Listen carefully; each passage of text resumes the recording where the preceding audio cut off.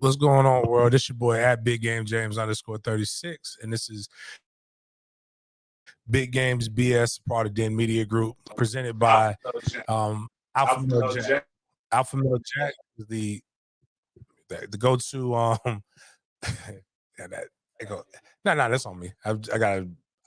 I should be able. If I can ignore a seatbelt beep, I should be able to ignore the echo. But sometimes it's still weird to hear your own voice. I don't know what the science behind that is, but like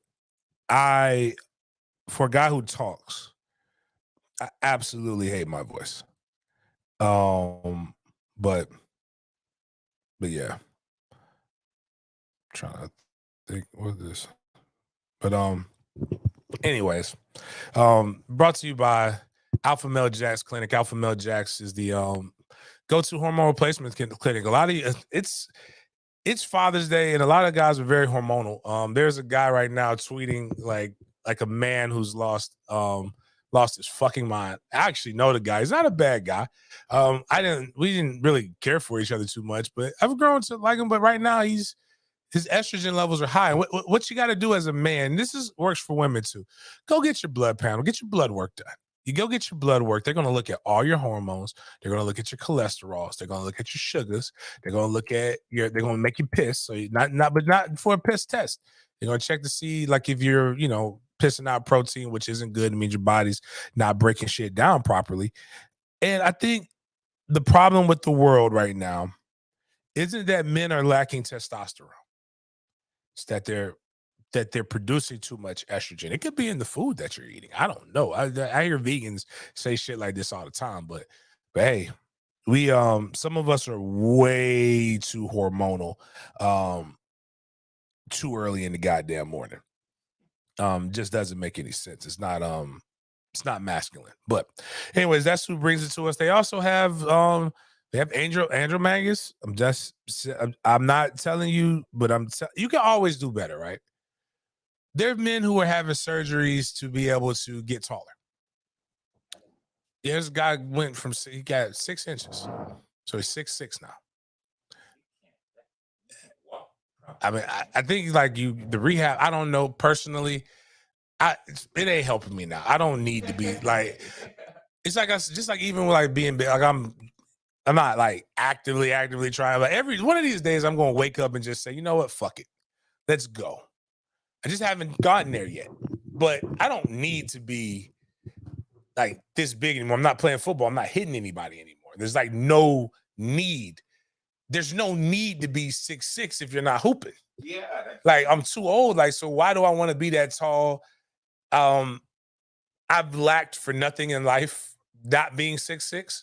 Yeah. So like I'm cool. Like, but there are people who are using, there's so many technologies, so many advancements. You can live longer or healthier through modern medicines and things, which is always funny to hear people say like about the COVID vaccine and how they didn't trust it or whatever, but poke themselves with a variety of other shits that they have no idea if that's working. But stem cell research is one of the biggest things. They were talking about, I remember when they first started talking about stem cells, I think I was in high school when they started talking about this, but you can put stem cells in your knee and to help you regenerate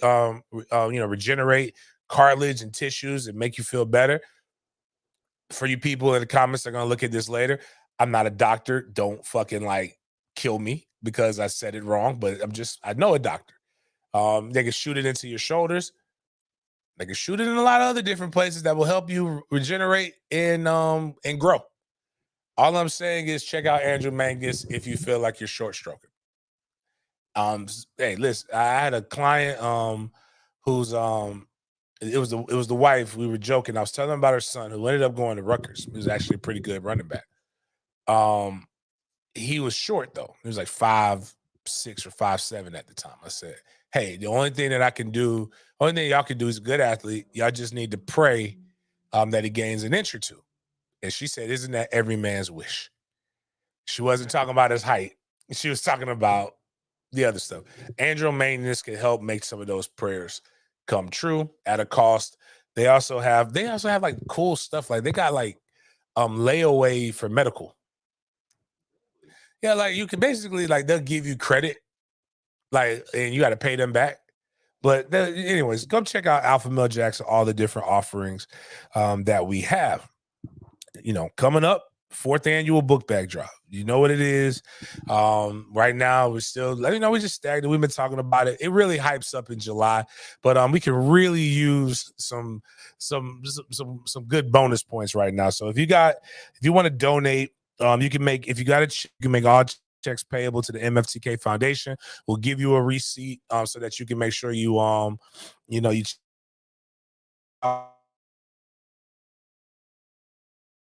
type that in. MFTK Foundation at gmail.com is the PayPal. MFTK Foundation on Venmo. MFTK money sign MFTK 36 on 3,600 book bags between Tallahassee, Orlando, and Jacksonville. We'll also be shipping up some to Atlanta. It's a great food drive. They get about a week's worth of groceries.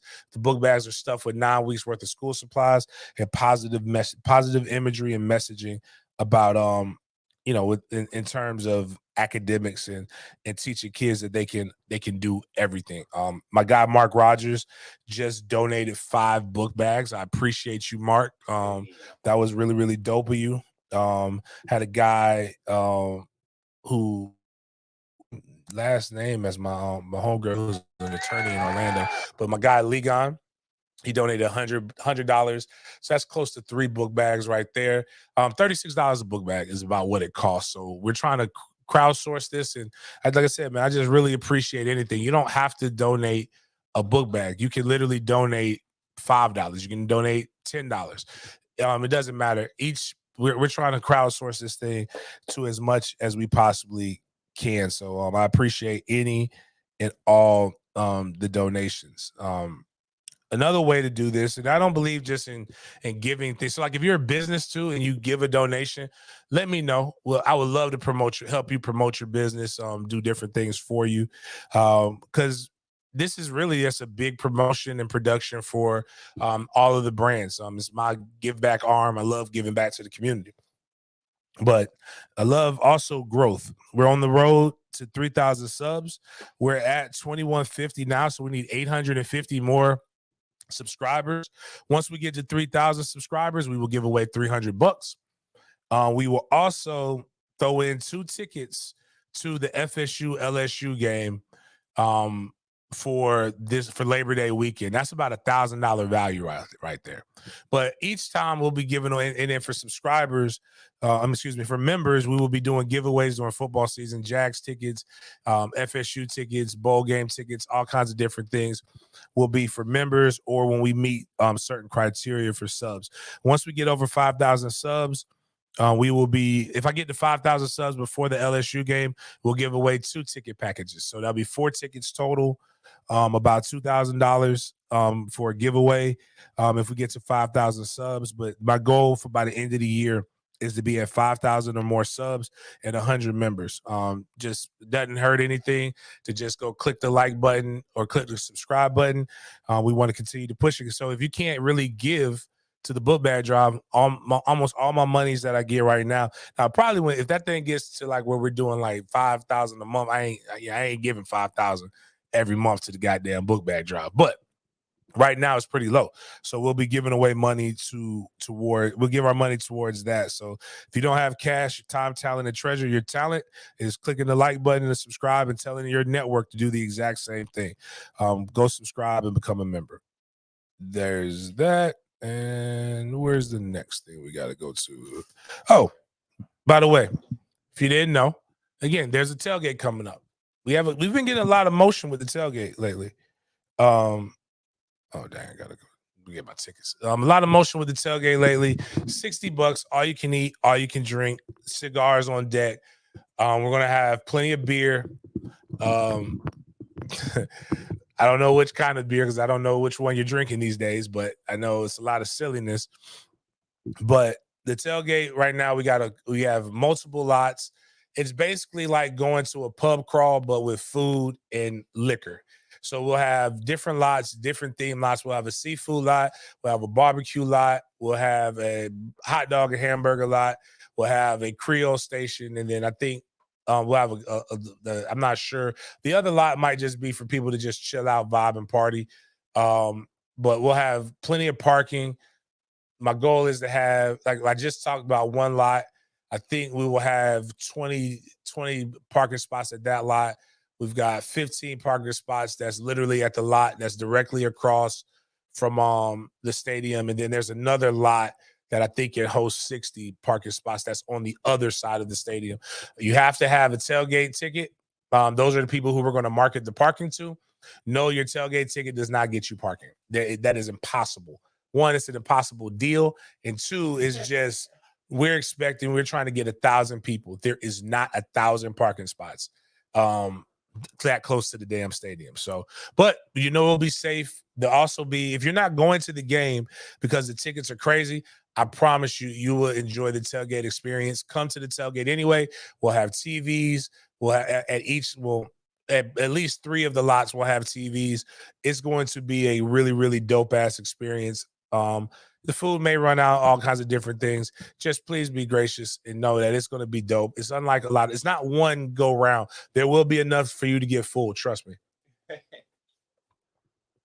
I've seen the research. If we run out of food in one lot, we probably have plenty of food and beer and stuff in the other lot. So we want people to fellowship. We'll have vendors and all that jazz. We literally just got some of the I talked to the lady, Miss Katie, and I basically have the tentative approval for the Black Party. That's what we'll call it.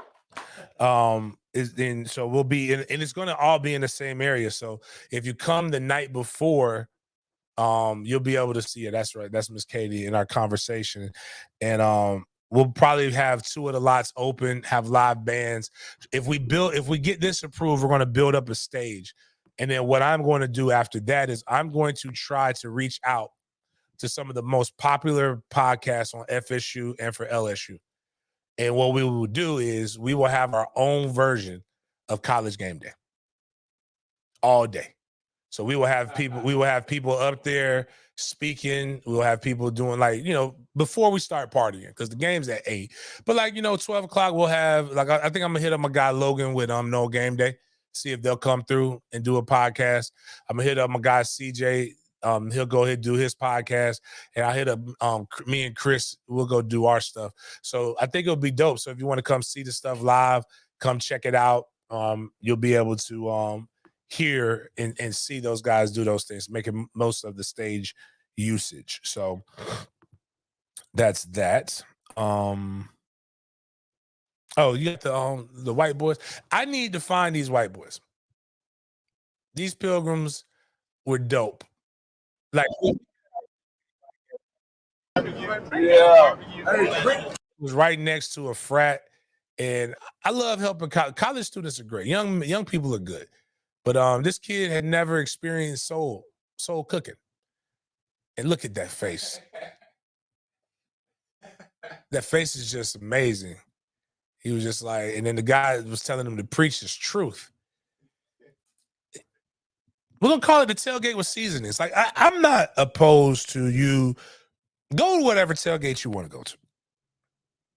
It's gonna be a lot of them. BSU is having their tailgate. Ain't got nothing to do with me. My former teammates grilling there. Check them out. I don't know how much they shit cost, but check them out. Madison Social's having the tailgate. Man, if you want to go get you some BLT dip, bring me some fucking BLT dip. But I can promise you, ain't shit gonna be like this. Don't nobody give the liquor. That's what we do. If we ain't gonna have nothing else, we're gonna have liquor. So, and we're gonna have enough of it. Again, the beer, I'm going to really try. I'm gonna try to have at least a keg or 2 at each spot. Bear with me. And we're gonna have canned beer too. Speaking of beer, shout out to my conservative friends, man. Y'all did y'all damn thing, man. Y'all boycotted the fuck out of Bud Light. Bud Light they're now number 2.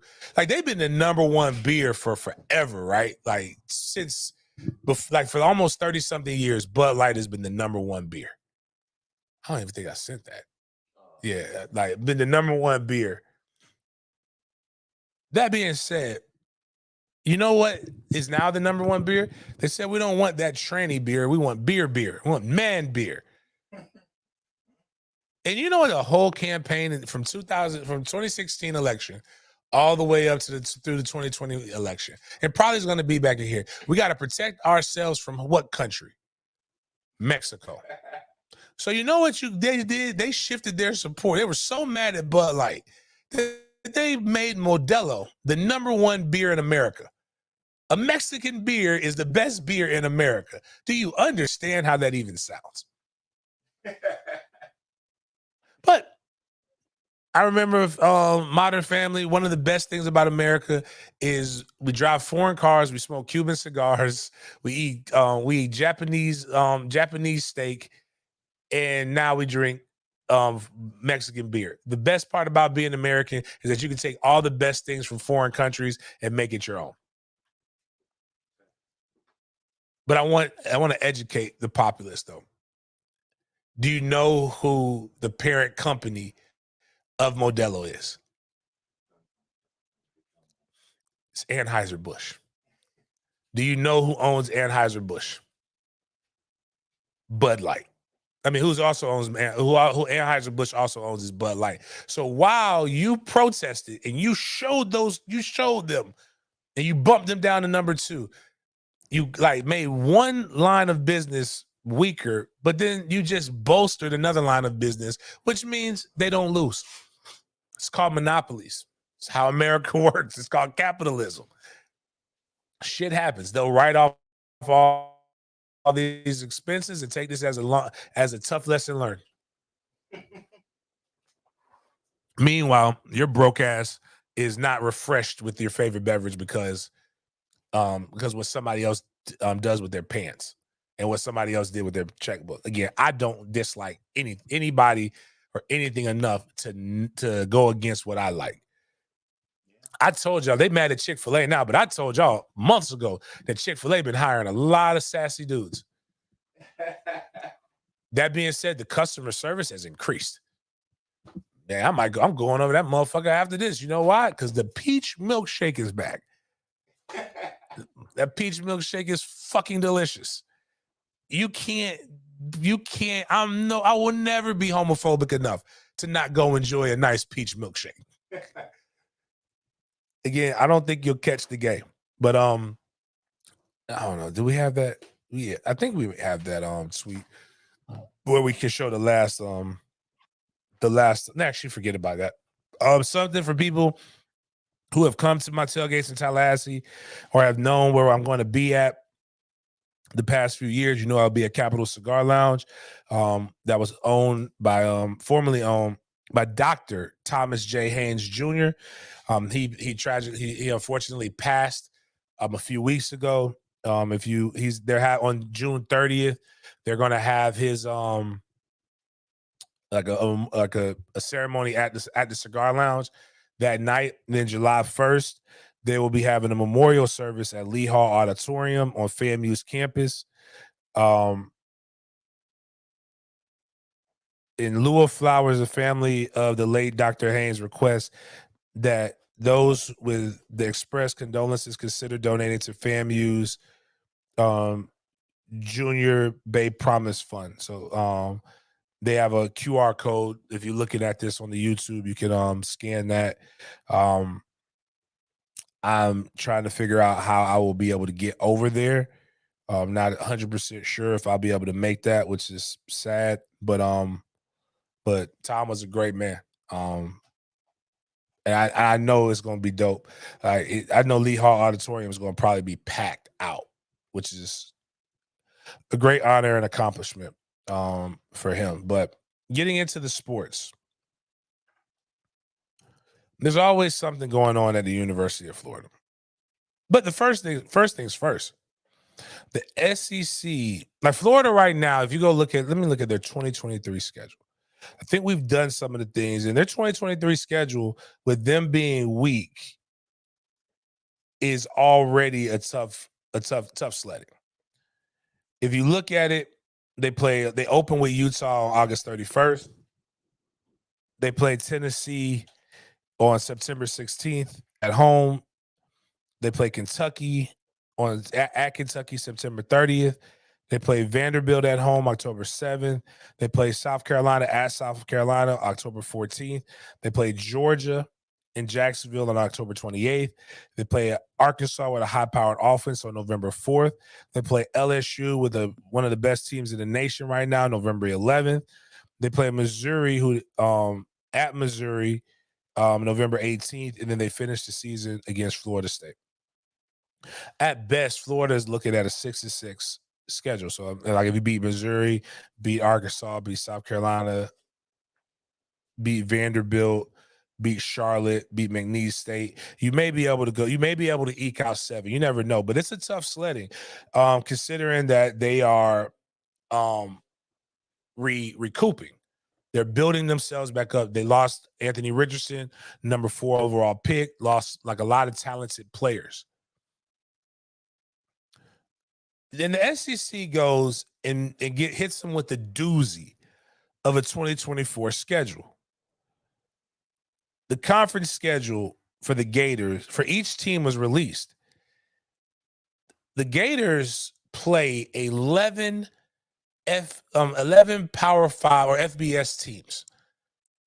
Only Notre Dame and I believe BYU have been able to have done that. 11 teams, and they're not just playing; they're playing some cats in that 24 schedule. They're playing from the West. They're playing LSU, Texas A&M, Texas, and Ole Miss. There is no more West and East anymore. You're playing Kentucky, who's had your number the last few years. You're playing LSU, who's better than you. You're playing Lane Kiffin and Ole Miss. Texas A&M has more talent than you, but we'll see. That game will still be tough. Tennessee is much improved and has surpassed you right now. Texas is good. Georgia and Mississippi State. Holy shit. Florida may go defeated in SEC play. Like, normally you play, the weakest team on this is Mississippi State. Normally you play your Vanderbilts, you play even South Carolina's a weaker one. That's tough. Now, to add this, that's 8 games. You play FSU at the end of the year at FSU. You open the season against the University of Miami. And you play UCF. That's 11 fucking games, bro. I don't know if do they not fuck with Billy Napier? That's tough, man. That is tough. To be able to have that kind of pressure on you that early. I don't know if I like that too much for them.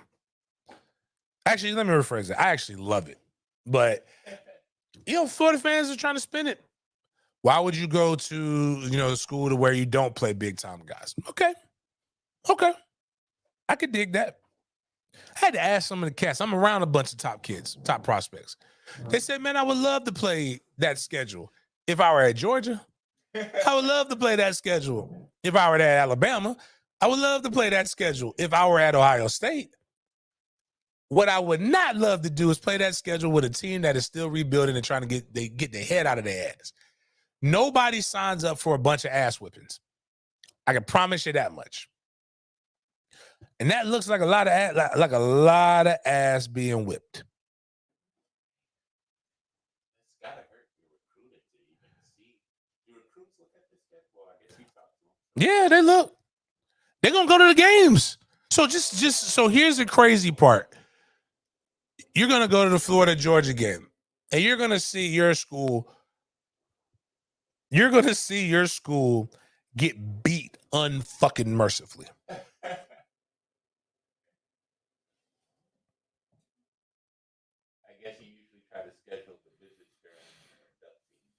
Or a team like, we really like our chances against this team this year. Come watch us play. Nah, man. Not this year, man. Like that shit wild, bro. And then, but help is on the way, right? Help is on the way. You got DJ Lagway, who is, I'm not going to be that guy that's going to troll you for that. But like DJ Lagway's to be at the Elite 11 is an honor in of itself, right? He's performing like at the bottom of it, but he's still there. He's still a top guy. I've heard nothing but good. It's competition. DJ Lagway is supposed to be coming for the class of 2024. But that's not good enough. If you go as reported by I think it's that one right there, Miles. Yeah. As reported by @rollup_network. My boy CJ Wilson is a contributor with the Roll Up Network. You guys have known Uncle Silk. We've had our issues in the past. We teamed up together for Florida State tailgate. I want to give props to the person who reported it first. Roll Up Network. Austin Simmons has reclassified to the 2023 class and enrolled. Tap in with Silk for more. And there's a YouTube link there. So I don't know. Actually, I didn't click on the YouTube link. Did he have a video?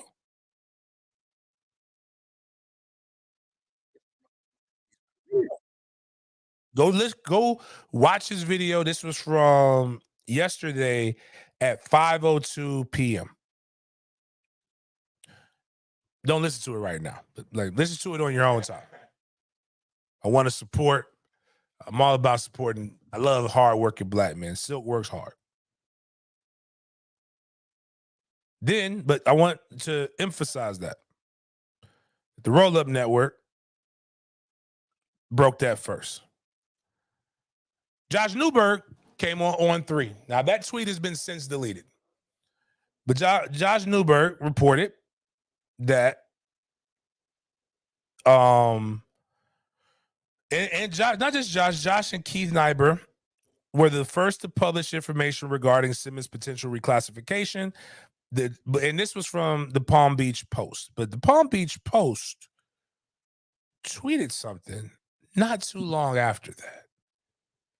It's a little interesting about the young man. Emily Smar at EMILEE_Smar reports that 4-star Florida quarterback commit Austin Simmons. The reports that he has that is reclassified for the class of 2023 are not accurate, per his father, David Simmons. The 17-year-old is in the class of 2025. It is enrolled to play football at Moore Haven. To quote my favorite rapper, is it Uchi Wally Wally or is it One Mike? Which one is it?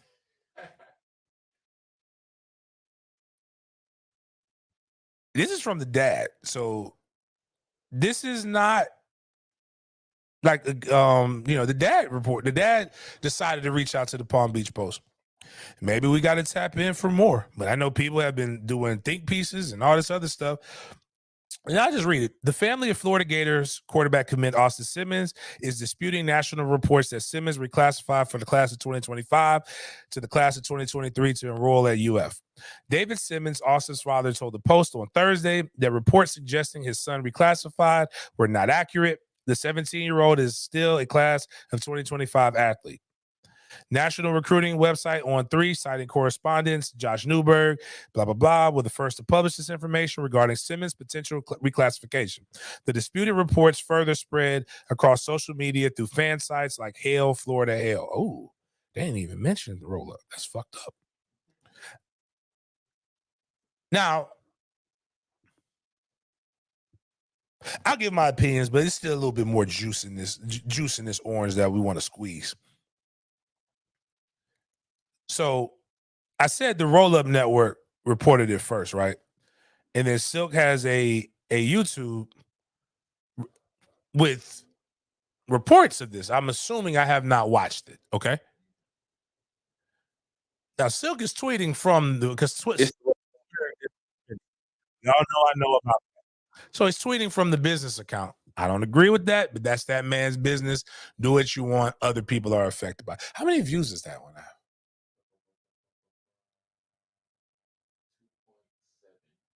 That's a good amount of views. This is what Silk has to say about Bird. Too many writers playing games with kids' future/decisions, then deleting tweets. There's no accountability in this industry when it pertains to the coverage of college football recruiting, which you reported first.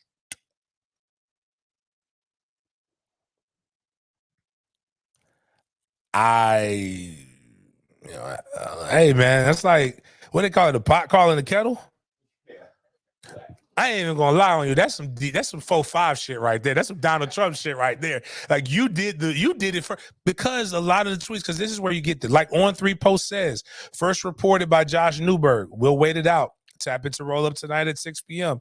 We'll address the continued culture vulture activities from him and his co-workers that allow it. This is what he tweeted at 6:39 a.m. this morning. So tonight, let's check out the Roll Up Network to see what's being said, because you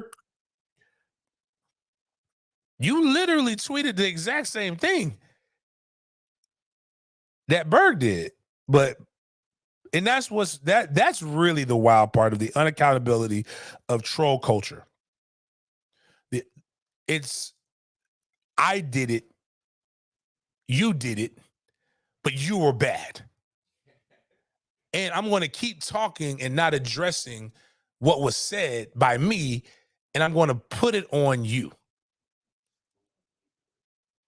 That's a great song. And you know who that guy who made that song, what his name is, and what he keeps getting put in the news? His name is Finesse 2 Times.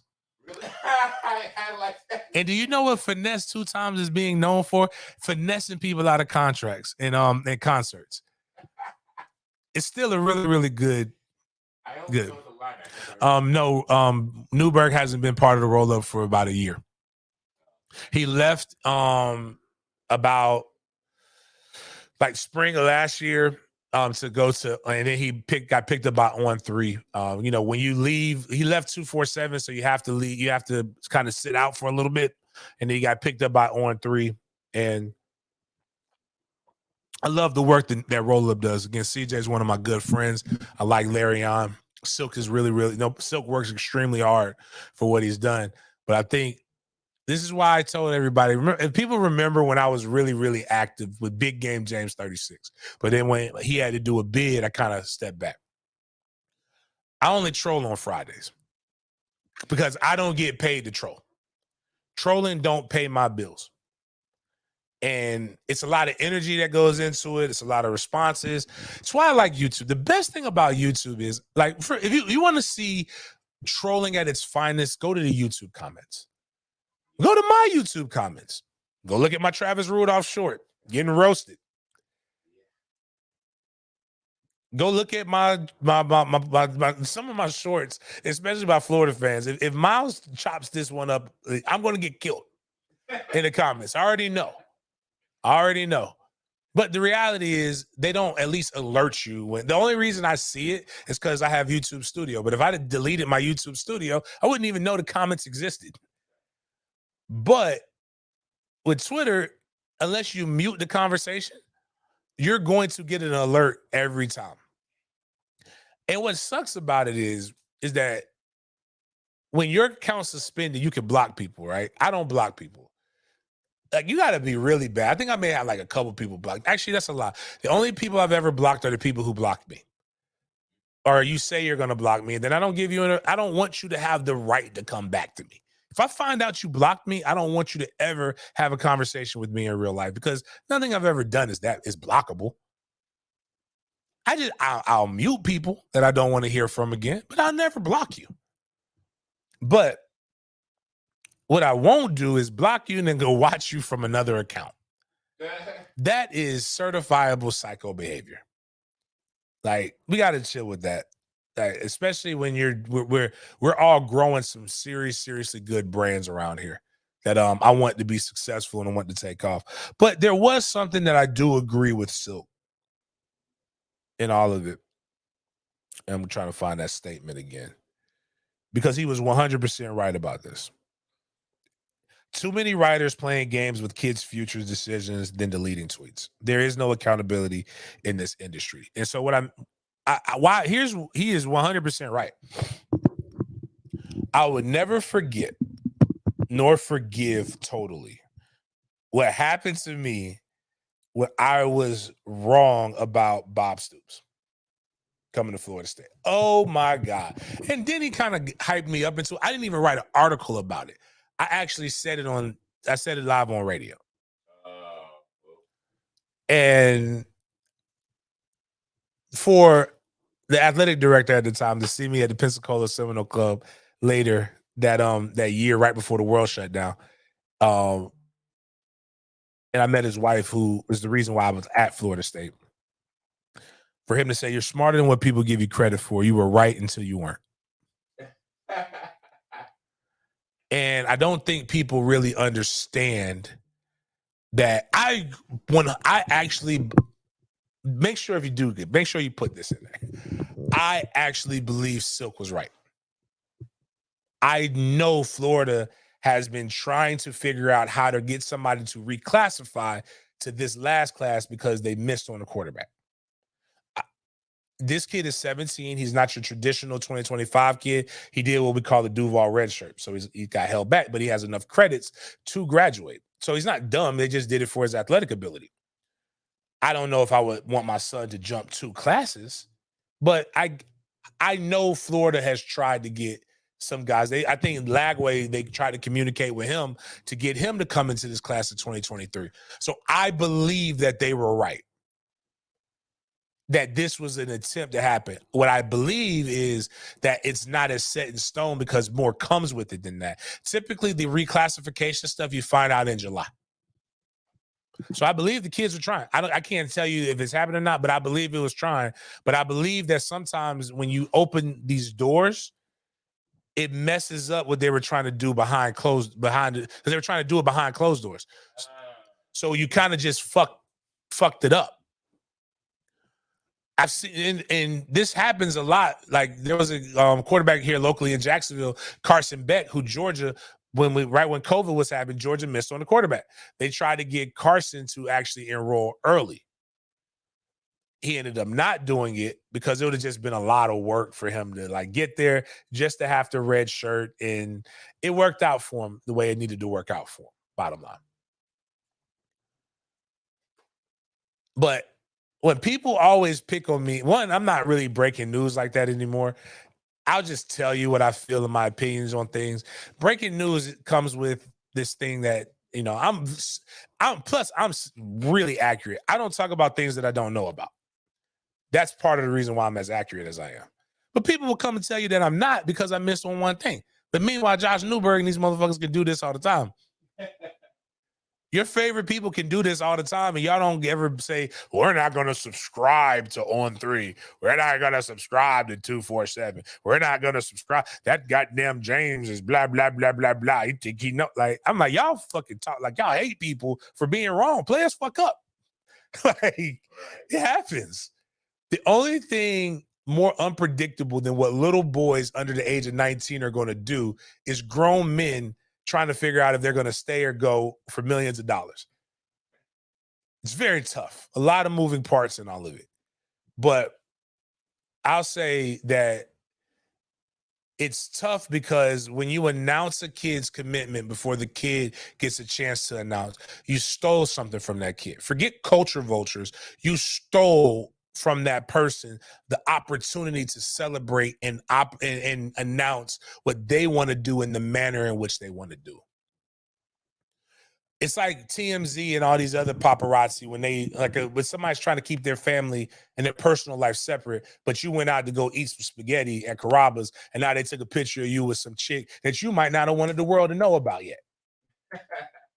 Because you don't want her to be exposed to that shit. Again, things are still moving. So I think you might have spooked the kid. And bigger than that, if that kid doesn't classify, he's not reclassifying for 2024. He's gonna remember that maybe people can't hold fucking water. This happened to Florida State with the offensive lineman from Georgia that hit the transfer portal that was thinking about coming. People, the beat reported that he was going to commit. Warchant did this shit, and the kid fucking got scared away because he's like, "How the fuck did y'all know that?" Because I didn't tell anybody. This is why I'm cryptic. When people say, "Why are you so cryptic?" I'll just tell you a commit's about to happen. And you're gonna like it, or watch out for this, or watch out for that. And then if it happens, you'll see it. They'll announce it the way they need to announce it.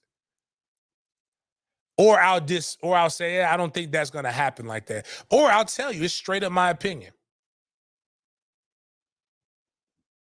But then again, I've been through the process. I've been through the process, and I've helped take people through the process. So my mindset and my mentality about recruiting is a little bit different than everybody else's. It's a fucking weird game.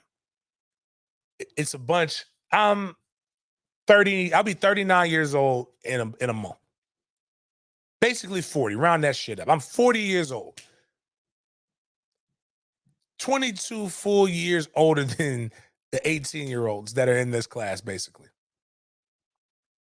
Do you know how fucking weird it is for me as a 40-year-old man to pick up the phone and call a little boy or to devote this much energy into him? If this weren't football or anything else, your wives or your women would ask you if you're a pedophile. Why do you care so much about little boys? We can't judge either because at least y'all, the reporters, and y'all get paid to do it. Right. But what I'm saying is, like, even the pay ain't that good. I know what these guys are getting paid. Now the top dogs are getting paid. Bird getting paid. Could they be doing something else for more money? Or yes. It's just the power and the perceive and the perception is so great that let me rephrase it. So that the number of that they get on their taxes probably isn't great. That good. I think you can do other things with that amount of energy and passion that a lot of these guys do this for. Some of these motherfuckers doing this for free. I was gonna ask high, low, 50,000. Now, the guy. Okay, for the people who are actually actively at these schools, camping out, taking pictures, voyeur shit with the kids, waiting for an interview, 50,000 cap. Okay. Now, the guys who are like your like Berg is making more than that. The guy who has a very good structured podcast. I don't think he knows what he's talking about because he's trying to talk about a national thing. And it's impossible to be that well versed. He's with 247. I just can't think of his name right now. He's really good. He is really good. And On Three's guy that drinks the coffee weird that we were picking on. Oh yeah, well, he got different. Yeah, he's good, but they're sitting behind and they're the true expert. So they're a personality more than they are anything else. So that gets you paid more. It's kind of like this on radio. The people who are talking typically get paid more than the producer. Right. But the producer gets paid too. They typically get paid more than the salesperson unless the salesperson lands multiple big contracts. But the talent always gets paid. So those guys are the ones that go out and do the grunt work so that the talent can have something to be able to break down. But that being said, I am not about like right now, people are asking me, July 23rd will be FSU's big recruiting weekend, right? I'm not fucking going to Tallahassee for a fucking recruiting weekend. I'm from there. I'm going the next weekend from a book bag drive. Now, if it was during my book bag drive, I would be going. Right. But I'm not stopping what I'm doing to go drive. And even me, I can get into the facility. I don't have to stand outside, but I'm not doing that shit. I'm grown. It's weird. It's content that people like, but it's still weird. Now, there are guys who are like in their mid-20s. And that makes sense. They're closer to the age. They can relate to them. They can do more. It's just, I just think at a certain point, some of us need to kind of step back and just let the young guys do it and get the information. Because the reason why I know you can get the information differently, because I get it. I talk to the adults. Or if a kid, like for example, people talk like me, probably nobody knows more about Luke Kromenhoek, Florida State's quarterback committee, and that's where we're about to go to now, than me. I go through John, Luke's dad. And then Luke's dad gives me the access to Luke. And now we have a rapport, but we also have a rapport because they train with Denny. Yeah. I didn't go out and reach out to some random ass 17-year-old to go talk to him on the phone late at night. I coached, yeah, I didn't slide in some kids' DMs. I coached Tramel Jones. So I know Tramel. There is a personal relationship with Tramel that is outside of football. Jamie, same thing. Some of the other kids I may know, or a parent will reach out to me to talk to a kid about the game in general. So, long story short, it's getting a little weird. I think we could do things in a better manner.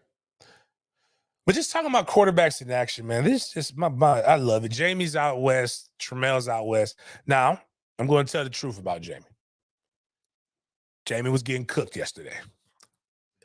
But Jamie was getting cooked because they put Jamie at cornerback, and Jamie French is not a 5-star cornerback. He's a good athlete.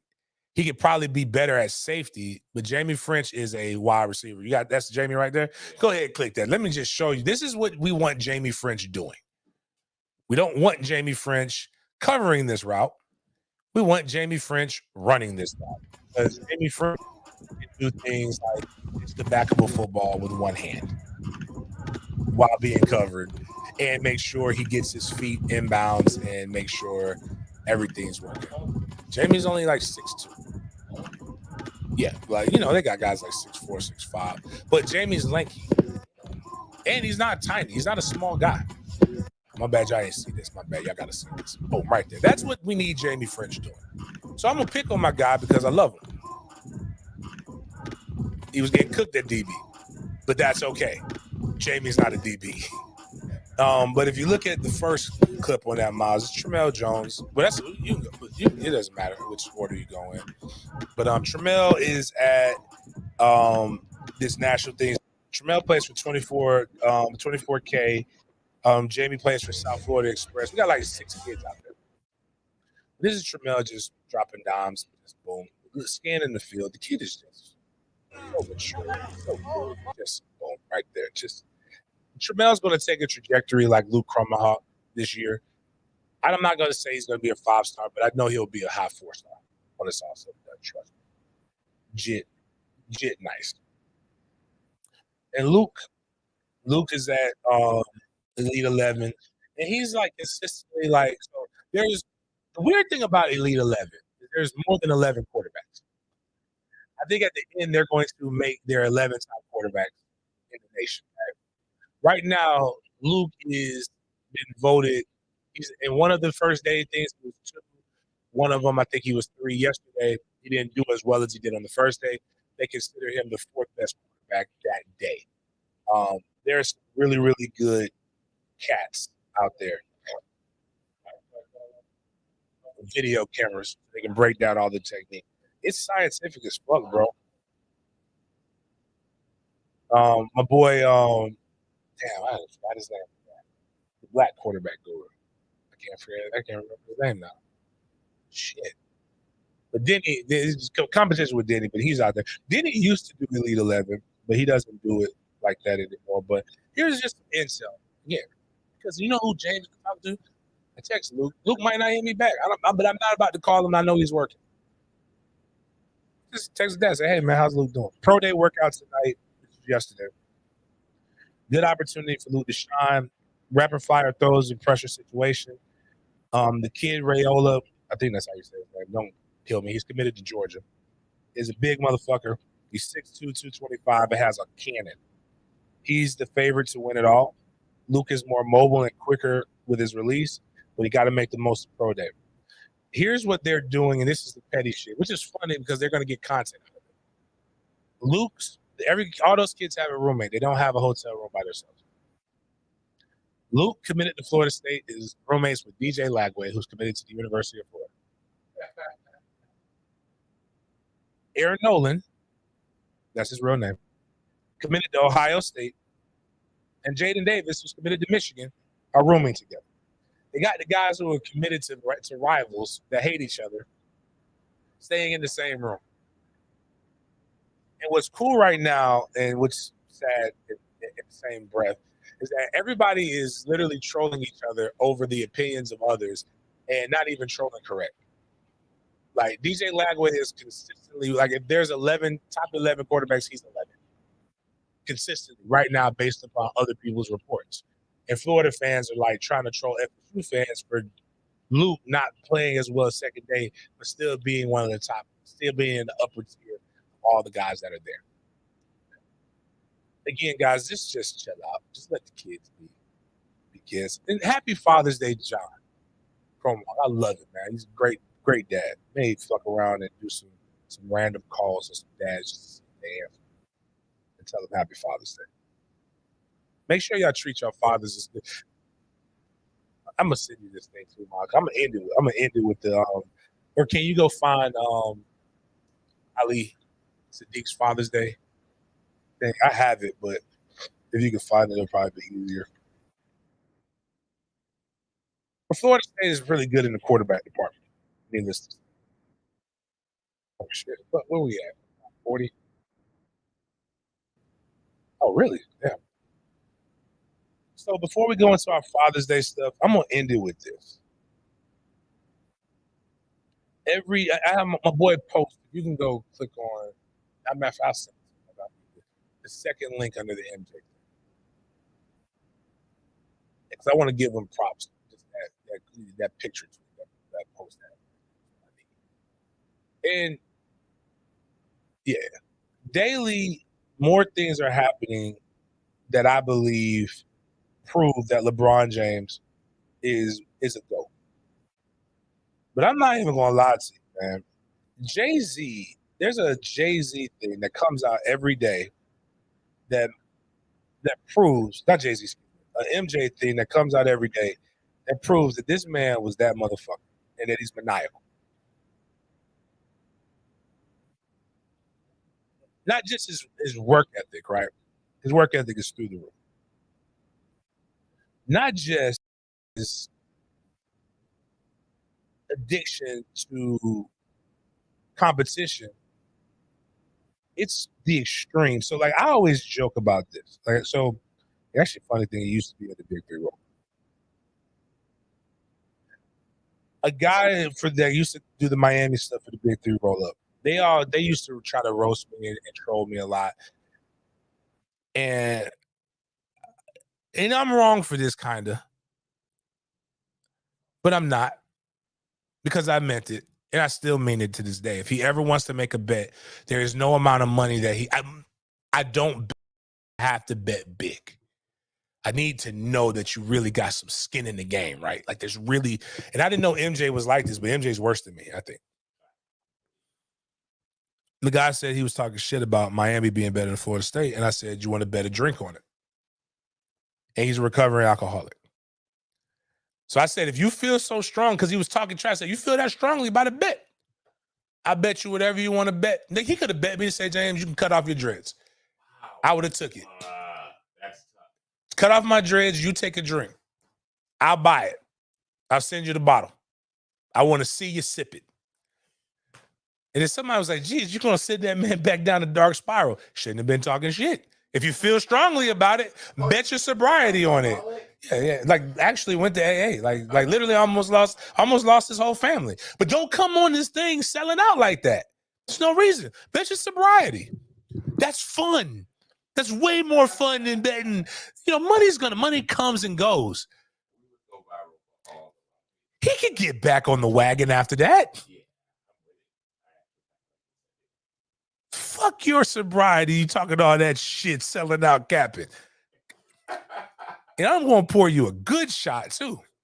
We only drink good liquor here, so it's going to be a good, solid pour. You sip it. That is super, that's one of the things when we die and we go to heaven. Explain this one. Come be like, I ain't got nothing for you. Yeah. I ain't got nothing for that. Yeah. So now if you go click the first link on that, because I don't think people are going to believe me unless they see that it's canonized in an article. Michael Jordan is such a degenerate gambler and was such a womanizer that this motherfucker bet a woman her virginity on a dice game. That's not it, though. That's not it, though. This man pulled the dice out of his pocket. Who walks around with dice?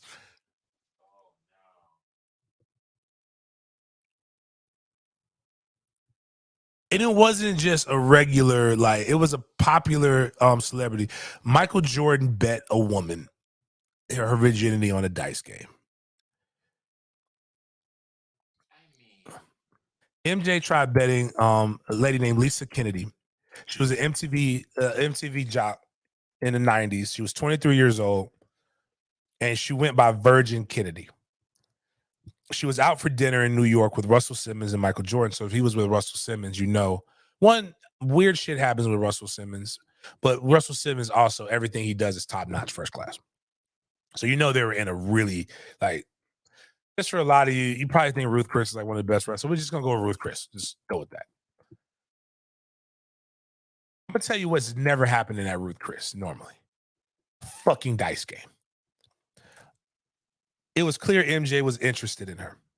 He yanked out a pair of dice from his pocket in the middle of a meal and suggested the two should play. Jordan proposed that if he won, he gets to sleep with her. And he turned down the offer for two reasons. First, MJ was married. Semantics. What the fuck does MJ's contract with his wife have to do with you? Like, get the fucking bag. I mean, life's too short. Like, I can see if it was Magic, right, at this time. Magic Johnson had the HIV. Like, there's a lot of weird shit going on. Even, man, listen. Mid gonna sell no matter what era. It was the prestige and who she was. And it wasn't even about her looks, Miles. It wasn't. What it was about was Michael Jordan saw an opportunity to seize a trophy that she could never. He's a fucking maniacal, terrible person. And Kennedy thought, which women have to go through this. I don't know what it's like. My first time, men's having sex has never hurt us, but women have to get opened up. She was like, maybe she doesn't want her first time to meet with Michael Jordan. Might be painful, might hurt. Like the motherfuckers, he might try to beat the living shit out of her. Apparently she won, but she never revealed whether or not Jordan got her. She played for a bunch of Knicks tickets, and she didn't reveal if she got the tickets or not. Michael Jordan literally gambles for everything. Oh, we got a shout out. What we got? 15. Thank you for what did I do? Michael Jordan did it. Oh, I'm not out here betting bitches for pussy. Yeah, that shit's crazy. There's a lot can go wrong in that. $40 is not when $40 is $40. It's just like, he's Michael fucking Jordan. He can get any woman he wants, but the story. Well, yeah. Which is wild, right? It just can we talk about this? Can we just admit, like, it'd be some of the most mid women with the most stylish standards. Yeah. Bitch, that's Michael Jordan. You ain't gonna get that opportunity again. Whatever. But anyways, that's everyone loves a winner. But that's a hell of a story. Everybody has wild stories, but especially in that world of athletics. But damn, I wanted to get into some more stuff, but I gotta go do my daddy duties. Let me see if I can get one guy to answer, because I like this guy. I want you guys to really truly honor dads. I guess Miles, I'll bounce, but we can bounce and play that whatchamacallit video, the Ali Sadiq thing. Hold on, hey man, one, I just wanted to tell you you're on air, but I wanted to tell you yes, they got mad at me because I didn't tell last people. Happy Father's Day. Hey brother, we good. Thank you. So this is Rob DeLoach, people. Rob DeLoach is. I want to honor this. This is one of the best fathers that I know. He's got 3 Division I athletes, probably going to have 2 pros coming here soon. But bigger than that, high character guy, high character kids. And I don't think men get told, in particular black men get told enough that they're phenomenal at what they do. And I want to tell you, I appreciate you. Hey, man, thank you, man. Thank you. I have the best job in the world, man. Being a father, man. I wouldn't trade it for anything in the world. That part. Thank A lot you. of people don't Happy get Father's Day to you. I appreciate it. A lot of people don't ever get to see that side of us, but you said something dope. You got the greatest job in the world. You wouldn't trade it for anything. I appreciate you being a man, a character, and of obligation to your family. A lot of people don't do that. So I just wanted to, I always believe in giving people their flowers while they can smell them. Hey, man, appreciate it, man. Receive the blessing, man. And you keep doing what you're doing, man. Hey, I'm watching you too, man. All right, bro. I'll let you. All right, have a great one. That's just a good one. I really dead the fuck serious watch this man raise his kids and try to get pointers from it. I watch a lot of y'all through social media, man. And I think one of the things that we don't do enough is it's really the only reason I share my kids on social media. I don't share a lot of my personal life on social media for various reasons. But the only reason I share my kids is because y'all motherfuckers act like black fathers don't exist. Like it's CG fucking I or something. So there's a lot more of us that are great. I don't hang out with men who don't take care of their kids.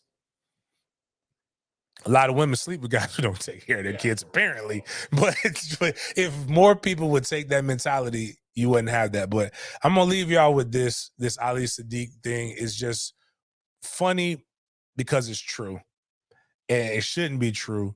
And I think we should do more. Like Father's Day, Mother's Day, they market in commercials and they got shit like for things that people actually want. I don't know how to fix shit. Like they market in like tool sets and shit to us, and I don't know how to do that. But anyways, though, play that video, man. You guys be blessed. Make sure the men, happy Father's Day. To the women, don't you take this fucking day from us. There is at least one man that you know that is a great father. Don't honor the ain't shit men. Honor the men who are shit. This shit is hilarious, though. Love y'all. Talk to y'all next week.